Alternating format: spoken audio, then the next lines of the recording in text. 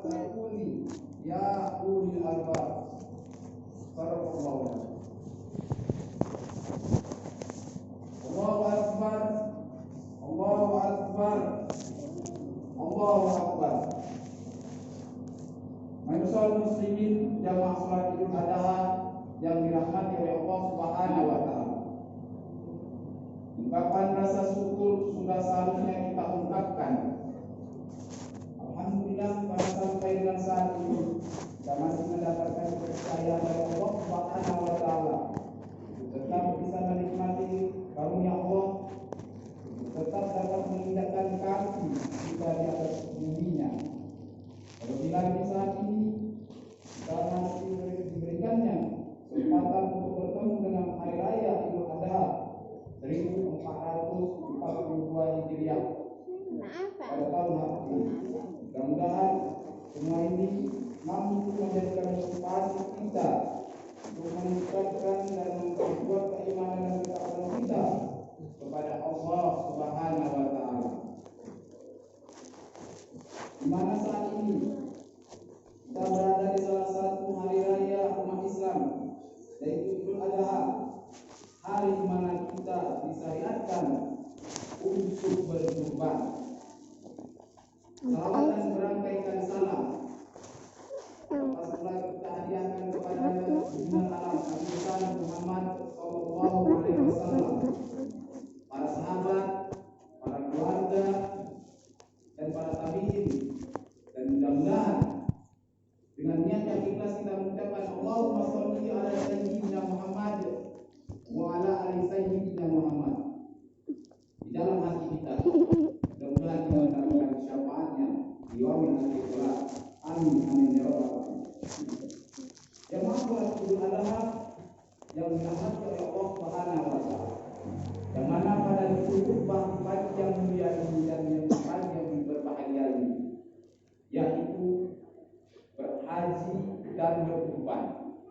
Tapi sebelumnya saya sebagai hakim ingin berwasiat pada diri saya pribadi serta mengajak jamaah sekalian untuk selalu marilah kita senantiasa bertakwa kepada Allah. Takwa ialah menjalani perintah-perintah Allah Subhanahu wa taala serta mengharamkan apa yang dilarang oleh Allah Subhanahu wa taala. Allahu akbar.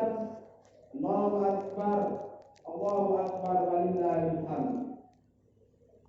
Masyaallah muslimin jamaah salat Idul Adha yang dirahmati oleh Allah Subhanahu wa taala. Perayaan Idul Adha selalu menjadi momen spesial bagi umat Islam sedunia. Tidaknya ada dua hal pokok yang selalu menonjol dalam momen tersebut. Yang pertama, ibadah haji jutaan muslim dari berbagai penjuru dunia berkumpul di tanah suci untuk memenuhi rukun Islam yang kelima.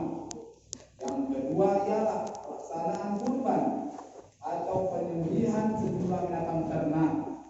Kesempatan ini sebagai bentuk solidaritas pelaksanaan kurban kepada kaum fakir, miskin, kerabat, dan tetangga sekitar dengan berbagi daging sesembelihan. Yang kedua ialah pelaksanaan ibadah tersebut tidak bisa dilepaskan dari sejarah dan ajaran Nabi Ibrahim dan keluarganya. Meski tiap tahun Idul Adha dirayakan, sepertinya hanya sebagai kecil saja dari kita meneladani Nabi Ibrahim dalam kehidupan sehari-hari. Kita seperti terlalu baru ingat keteladanan tersebut menjelang Idul Adha saja, sehingga ajaran pun dilaksanakan hanya tiap tahun. Padahal esensi ajaran beliau, terutama soal kurban, memiliki makna yang luas dan bisa diterapkan dalam jangka waktu yang tak terbatas. Allahu akbar, Allahu akbar, Allahu akbar, walillahil hamd. Saudara-saudaraku jamaah salat Idul Adha yang dirahmati oleh Allah Subhanahu wa taala, seperti sering diceramahkan di panggung-panggung dakwah dan mimbar-mimbar khutbah, peristiwa hari raya Kurban merajuk pada kisah diperintahkannya Nabi Ibrahim untuk menyembelih putranya semata wayang, yaitu Ismail. Bisa dibayangkan seandainya Nabi Ibrahim seperti ayah-ayah kebanyakan di dunia ini, betapa pedih dan tirisnya hati beliau saat hendak menyembelih sang buah hati yang sekian lama ia dambakan. Bagi Ibrahim, Ismail tentu adalah anugerah paling mahal, lebih dari sekedar menghapus dugaan kemandulan istrinya beliau selama ini, melainkan sang putra adalah pribadi yang cerdas, sabar, juga bijaksana. Ada masa dengan gemilang dari dalam diri Ismail alaihissalam. Tetapi Nabi Ibrahim bukan seperti ayah-ayah kebanyakan. Kecintaannya kepada Allah Subhanahu wa taala yang memuncak menyalahkan segalanya. Melalui musyawarah dan persetujuan tanpa paksaan putranya itu, Nabi Ibrahim melaksanakan perintah penyembelihan itu, meskipun pada akhirnya batal menunaikan atas kehendak Allah Subhanahu wa taala. Larangan Allah terhadap penyembelihan darah manusia yaitu Ismail oleh Nabi Ibrahim membuktikan bahwa perintah yang didapat dari mimpi tersebut sebatas ujian dan bahwa ritual pengorbanan nyawa manusia sebagaimana tradisi yang tak berada sejumlah kaum terdahulu adalah hal yang sangat dikecam keras. Nabi Ibrahim lulus dari ujian super berat dan objek penyembelihan pun digantikan dengan domba yang besar. Allahu Akbar, Allahu Akbar, Allahu Akbar, walillahil hamd. Ada pesan menarik dalam kisah Nabi Ibrahim dan keluarganya ini. Cerita tersebut menunjukkan bahwa ada harta paling sejati dan paling mahal dibanding ketundukannya secara total kepada Allah Subhanahu wa taala. Nabi Ibrahim mampu meruntuhkan seluruh cara pandang hidup yang mengatakan kekayaan duniawi termasuk anak adalah hal yang paling utama. Dalam Al-Quran sendiri dikatakan, Allah Subhanahu wa taala berfirman, "Innama amwalakum wa auladukum fitnah. Wallahu indahu ajrun azim." Yang artinya, sesungguhnya hartamu dan anak-anakmu hanyalah cobaan bagimu. Di sisi Allah Subhanahu wa taala pahala yang besar. Quran surat At-Tabun ayat ke-15. Allahu Akbar, Allahu Akbar, Allahu Akbar, walillahil hamd. Masyaallah muslimin jamaah salat Idul Adha yang dirahmati oleh Allah Subhanahu wa taala. Kurban berasal dari bahasa Arab. Kurban yang artinya pendekatan diri. Maksudnya adalah mendekatkan diri kepada Allah. Dalam ajaran formal Islam, kurban dilaksanakan setiap tahun dengan penyembelih sejumlah hewan ternak tertentu.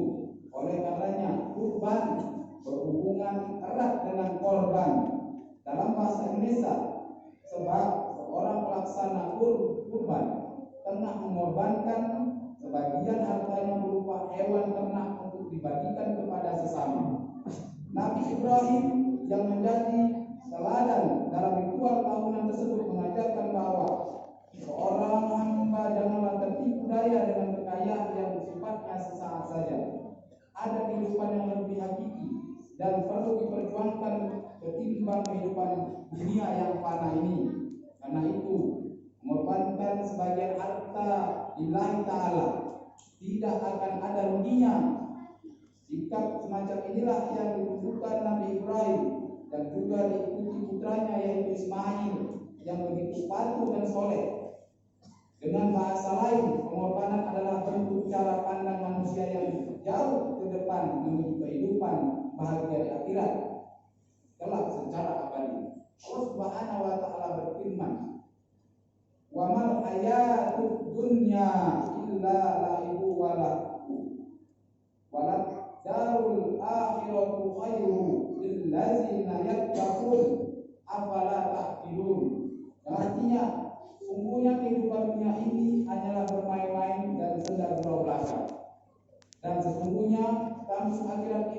lebih baik bagi orang-orang yang bertakwa, maka tidaklah kamu memahaminya. Al-Quran surat Al-An'am ayat ke-32. Kita yang masih mengaku meladani Nabi Ibrahim dengan berkurban, sudahkah sebanding dengan pengorbanan beliau? Sebandingkah dengan semangat pengorbanan Ismail yang masih bocah?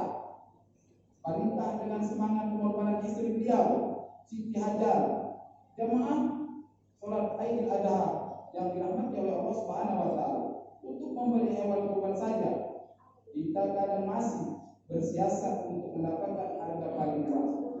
Kita perlu membelinya jauh pada bulan-bulan sebelumnya. Kita masih memilih uang paling kecil ketika kotak amal lewat di hadapan kita. Kita juga misalnya sering tak sudi berkorban sedikit tempat saat menaiki keadaan umum, kendaraan umum. Berkorban sedikit tenaga untuk membantu mereka yang membutuhkan. Allahu Akbar, Allahu Akbar, Allahu Akbar, walillahil hamd. Masyaallah muslimin, jamaah salat Adha yang dirahmati oleh Allah Subhanahu wa taala. Di manakah semangat kurban yang mewujud dalam kehidupan sehari-hari? Kadang pula karena kita mendapat sedikit pengetahuan agama, kita tak mau berkorban mendengarkan pendapat kelompok lain. Karena dianugerahkan sedikit kedudukan, kita ogah mendengarkan unek-unek dan aspirasi orang lain. Berkorban adalah tentang melawan kecenderungan materialisme untuk senantiasa mendekatkan diri dan bertakwa kepada Allah Subhanahu wa taala serta meraih kebahagiaan yang hakiki. Semoga dan jamaah sekalian dapat menghayati dan menerjemahkan pesan kurban dalam kehidupan sehari-hari secara maksimal. Maka daripada itu, kalau seseorang muslim memiliki rezeki yang berlimpah dan sudah ada kelebihan untuk keperluan sehari-hari, maka dianjurkan atas mereka untuk berkurban. Anjuran ini bukanlah anjuran biasa, tetapi anjuran yang amat sangat, sehingga mendekati pada anjuran wajib. Demikian itu terbesit dalam hadis Rasulullah sallallahu alaihi wasallam yang terkenal. Wa an Abi Hurairah anna Rasulullah sallallahu alaihi wasallam qala man kana lahu sa'atan wa lam yadhi fala yuqranna muqaran. Artinya, barang siapa yang memiliki kelonggaran atau rezeki dan tidak berkorban, maka janganlah mendekati masjid. Seperti itulah ancaman bagi mereka yang mampu berkorban, tetapi tidak mau mengeluarkan hartanya untuk berkorban. Akan tetapi sebaliknya, jika seorang telah berniat untuk berkorban, maka semenjak ia melangkahkan kaki seperlu membeli hewan kurban, Allah akan menyediakan pahala berlipat ganda. Bagaimana keterangan Sayyidina Ali Karamullah wajah, barang siapa hendak berkurban, maka setiap langkah menuju tempat pembelian kurban akan diimbali dengan 10 kebaikan, dihapus 10 kesalahan, dan diangkat derajatnya 10 tingkatan. Dan ketika berbicara tawar menawar, maka omongannya dianggap sebagai tasbih. Dan ketika membayar setiap 1 dirham atau 1 rupiah, imbalannya sama dengan 700 kebaikan. Dan beberapa saat ketika hewan itu telah dirobohkan atau hendak disembelih, semua makhluk yang berada di tempat penyembelihan hingga langit ketujuh meminta pengampunan untuknya. Dan ketika darah telah mengalir dari hewan kurban tersebut, setiap tetesnya akan menjelma 10 malaikat yang memohonkan ampun kepadanya hingga hari akhir.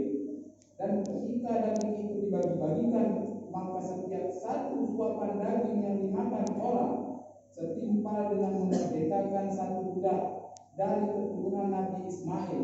Hal ini haruslah kita yakini dengan benar oleh kita semua, agar menjadi semangat bagi yang belum berkorban dan menjadi pahala nyata bagi mereka yang telah berkorban. Allahu Akbar, Allahu Akbar, Allahu Akbar, walillahil hamd.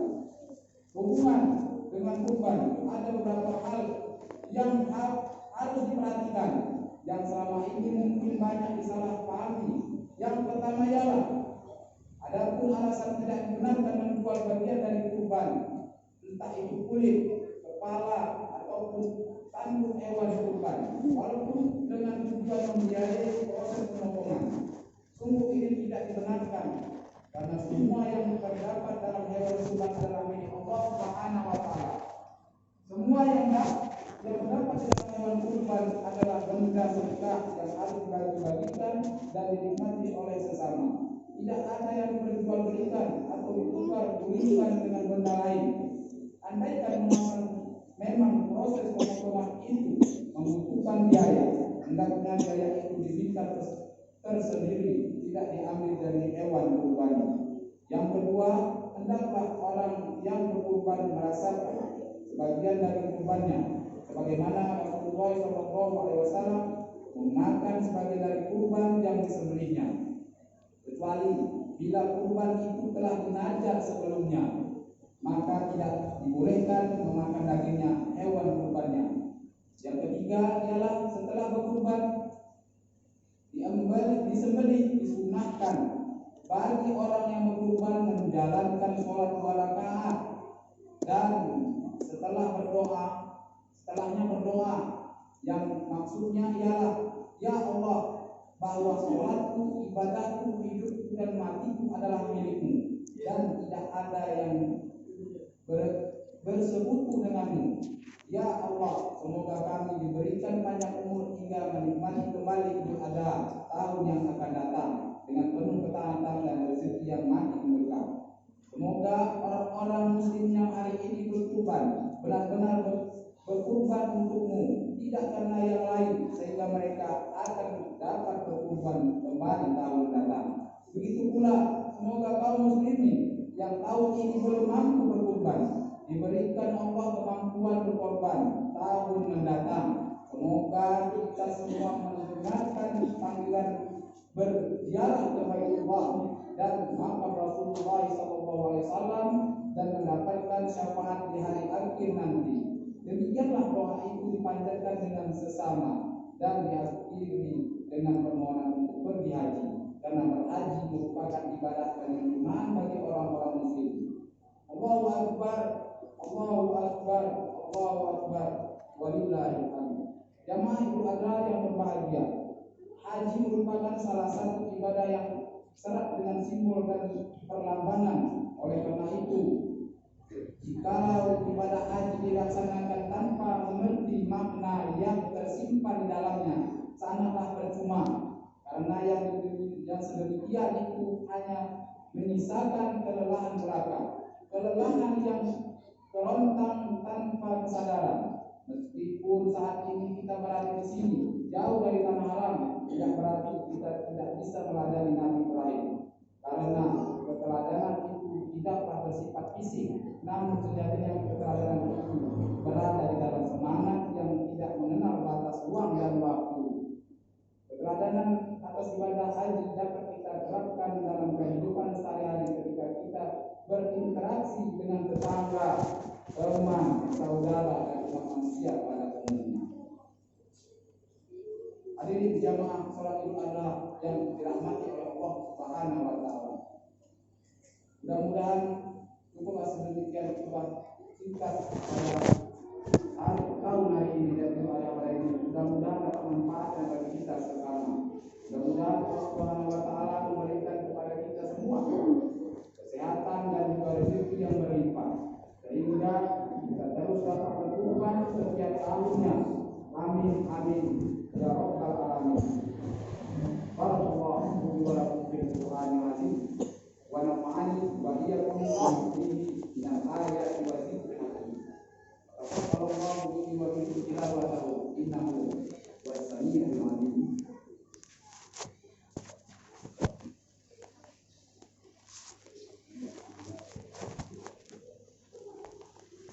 Allahu akbar, Allahu akbar, Allahu akbar, Allahu akbar, Allahu akbar, Allahu akbar, Allahu akbar, Allahu akbar, Allahu akbar kabira walhamdulillahi katsira wa subhanallahi bukratan wa asila. La ilaha illallah wallahu akbar, Allahu akbar walillahil hamd. lillahi hamdan katsiran kama amar wa asyhadu an la ilaha illallah wahdahu la syarika lah irhaman liman jahada bihi wa kafar wa asyhadu anna sayyidana Muhammadan abduhu wa rasuluhu sayyidul insi wal basar. Allahumma shalli wa sallim ala sayyidina Muhammad wa ala alihi wa sahbihi ma tasalat ainun min an-nuri wa udun min khabarin amma ba'd. Ya ayyuhan nas ittaqullah ta'ala wa darul fawahisa ma dhahara wa ma batan hafizu ala ta'atihi wa udhir ayyul adaha wal jamaah wa'lamu anna Allah amarakum bi amrin bada'a bihi nafsi wa sanna bi malaikatihi wa qudsi. Qala ta'ala wa la yajal qailan 'alima inna Allah wa malaikatahu yusholluna 'alan nabi ya ayyuhalladzina amanu shallu 'alaihi wa sallimu taslima. Allahumma shalli wa sallim ala sayyidina Muhammad wa ala ali sayyidina Muhammad kama shallaita ala sayyidina Ibrahim wa ala ali sayyidina Ibrahim fil alamin innaka Hamidum Majid. Allahumma ighfir lil muslimina wal muslimat wal mu'minina wal mu'minat al ahyai minhum wal amwat rahmatika ya wahibal afiyah. Allahumma dafa'anna al ghala wal waba'a wal riba wal zina wal mihan was'al fitani ma dhahara minha wa ma batan an baladina ada khassa wa an sa'il baladil muslimina hamdul madan ya rabbal alamin. Rabbana la tuzigh qulubana ba'da idh hadaytana wa hab lana min ladunka rahmatan innaka antal wahhab. Rabbana zalamna anfusana wa in lam taghfir lana wa tarhamna lanakunanna minal khasirin. Rabbana atina fid dunya hasanah wa fil akhirati hasanah wa qina adzabannar. Ibadallah, innallaha ya'muruna bil adli wal ihsan wa ita'i dzil qurba wa yanha 'anil fahsya'i wal munkari wal baghi ya'idzukum la'allakum tadhakkarun. Fadhkurullaha yazidkum wazkuruhu 'ala ni'amihi yazidkum wa la dzikrullahi akbar. Assalamualaikum warahmatullahi wabarakatuh.